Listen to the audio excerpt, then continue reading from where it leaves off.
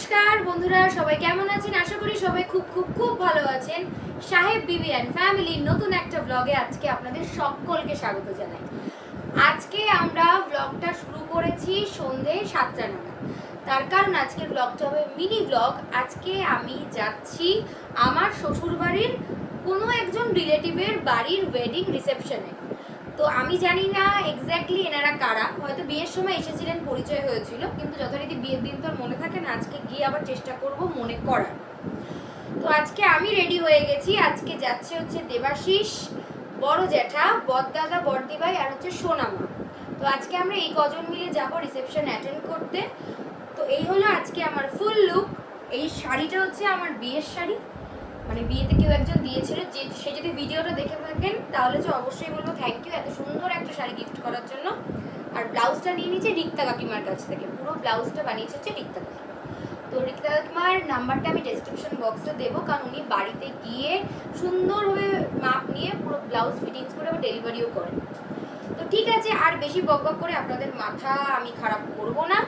সরাসরি দেখা হবে বিয়ে বাড়িতে গিয়ে, আর যদি আগে দেখা করি সেটা আলাদা বিষয়। আমরা অবশেষে বেরিয়ে পড়েছি বিয়ে বাড়ির উদ্দেশ্যে, যেমনটা বলেছিলাম। তো কোথায় যাচ্ছি সেটা আমি জ্যার থেকে পরে শুনবো। তো আপাতত আমাদের গাড়িতে আমি, জ্যা, দেবাশিস, আর ওই যে পেছনে লাইট জ্বলছে ওখানে আছে বড়দাদা, বড়দিভাই আর সোনামা। আমরা নেমে সবার সাজ পোশাক দেখাবো, কিন্তু এখন চলে যাব জ্যায়ের কাছে। জ্যা, আমরা যাচ্ছিটা কোথায় আজকে? আজকে আমরা যাচ্ছি বেড়া চাপাতে আমার দিদির মেয়ের ছেলের বিয়ে।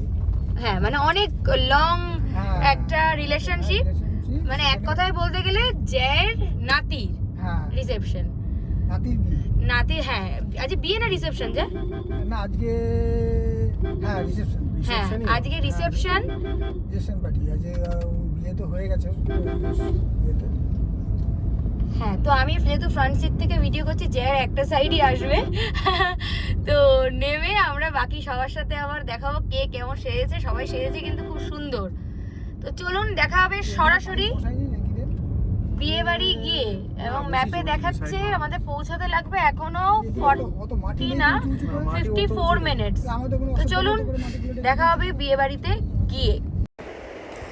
আমরা চলে এলাম ভেন্যুতে। ভেন্যুর আজকে ব্রাইডাল গ্রুমের নাম তমাল আর মৌলি। তো আমাদের গাড়িটা একটু দূরে পার্ক করতে হয়েছিল, তো সবার আগে চলে এলো জ্যা। এবার যা ওয়েট করছে বাকিরা কখন আসবে, বলতে বলতে ওই দিক থেকে সবাই চলে এসছে। এই যে বড়দাদা, সোনামা, বড়দিভাই আর ওই যে আমার স্বামী দেবাশিস। সে ফোনে কথা বলতে বলতেই হেঁটে চলে এলেন আর কি, তার সময় নেই এখন কথা বলার। এবার হলো এলো কঠিন চ্যালেঞ্জ, সিঁড়ি দিয়ে শাড়ি পরে ওঠা। মানে আমি নিজে একটু সিঁড়ি দিয়ে উঠতে নামতে ভয় পারি, মানে প্রচণ্ডই। তারপরে আবার এই যে ওঠাটা মানে একটা বড় চ্যালেঞ্জের সমান ছিল, কিন্তু ঠিক আছে, উঠে পড়েছিলাম। তারপর ওই যে দূরে দেখুন ব্রাইড অ্যান্ড গ্রুম, ওখানে অনেকে ওনাদের গিফট দিচ্ছে। কথার জ্যা ওখানে চলে গেছে। কিছুক্ষণ বাদে আমরাও অবশ্য গিয়েছিলাম ওনাদের সাথে আলাপ করতে। আমাদের আলাপ পর্ব হয়ে যাওয়ার পর এত গরম লাগছিল, আমরা চলে গেলাম পাশে একটা খোলা বারান্দা ছিল, ওখানে সোনামা, বড়দিভাই আমরা সবাই একটু রিল্যাক্স করলাম। তারপরে এলো ম্যান্ডেটরি ফুচকা খাওয়ার পালা। আমি যতই ডায়েট করি ফুচকা আমি ছাড়তে পারবো না, তো ওখানকার গিয়ে তো টেস্টটা নিতেই হবে। এবার আমরা বসে পড়েছি যথারীতি তাড়াতাড়ি খেতে, কারণ আমাদের তাড়াতাড়ি খেয়ে আবার ফিরতে হতো। তো দেখে নিন আর কী কী ছিল সেদিনকার মেনুতে। আর সোনামা বড়দাদার কোলে দাঁড়িয়েছিল, বেচারি খুব গরমে কষ্ট পেয়েছে। তারপর একে একে সমস্ত কিছু সার্ভ হওয়া শুরু করলো। এটা সম্ভবত ছিল ফিশ কাটলেট উইথ কাসুন্দি। আমি ভাজাভুজি অ্যাভয়েড করি, আমি ওটা মোটেই খাইনি। এরপর চলে এলো রাইস। তো সবাইকে রাইস সার্ভ করছেন দাদা। এইটা ছিল মুড়োর ডাল, মানে মাছের মাথা দিয়ে ডাল, যেটা কিন্তু আমি নিয়েছিলাম, বেশ সুন্দর টেস্ট হয়েছিল। তারপর এটা ছিল কি ছিল নাম, কাজু ফিশ, মানে কাজু বাটা দিয়ে ফিশটা করেছিল, নামটাও বেশ ইউনিক। তো বড়দাদা বললো মাছটা নাকি খেতে খুব ভালো লেগেছে বড়দাদার, বিশেষ করে কাজু বাটার জন্য নাকি এর ফ্লেভারটা একটু অন্য রকমই লাগছিল। তো আমি যেহেতু খুব একটা মাছের ভক্ত নই, আমি খাইনি। তো তারপরে মাছের পর চলে এলো চিকেন। তো চিকেন আমার অল টাইম ফেভারিট, আমি মাটনের থেকে চিকেনটা খেতে ভালোবাসি। তো চিকেনটা এক কথায় অসাধারণ সেদ্ধ হয়েছিল, মানে এত সফট ছিল জিনিসটা। আর আমি বলে দিয়েছিলাম একদম ঝোল না, কারণ আমার ইদানিং ডায়েট করার ফলে কি হয়, একটু হেভি তেল মশলা খাবার খেলেই পুরো রাত অ্যাসিডিটি হয়। তো আমি তো যেহেতু একদম অয়েল ফ্রি রান্না করি, কিন্তু নেমন্তন্ন বাড়িতে গিয়ে তো খেতেই হবে সবার সাথে বসে, এটাই তো ভদ্রতা, তাই না? অবশেষে আমার ফেভারিট কাউন্টার হলো পানের কাউন্টার। আমি পান খেতে ভীষণ ভালোবাসি। তো পানের ভিডিওটা করার দায়িত্ব দিয়েছিলাম বড়দাদাকে, কারণ বড়দাদা তখন গেছিলো একটু পান আনতে। আমি বললাম বড়দাদা একটু সুন্দর করে একটু ভিডিওটা করে নিও। তো বড়দাদারও একটা ইউটিউব চ্যানেল আছে, আমারও আছে। তো আমরা দুজনকে এরকমভাবেই কোঅপারেট করি, এবং আমার যখনই কোনো সমস্যা হয় বড়দাদা অলওয়েজ আমাকে হেল্প করে, কারণ আমি এত টেকনিক্যালি বিষয়গুলো জানি না। যা শিখছি বড়দাদাকে দেখেই শিখছি। তো পানটা কিন্তু ভালো ছিল, অনেক কিছু মিশিয়ে দিয়েছিল। আর ওই যে আমি সোনামাকে কোলে নিয়ে দাঁড়িয়ে আর দেবাশিসে চলে আসছে পান খেতে।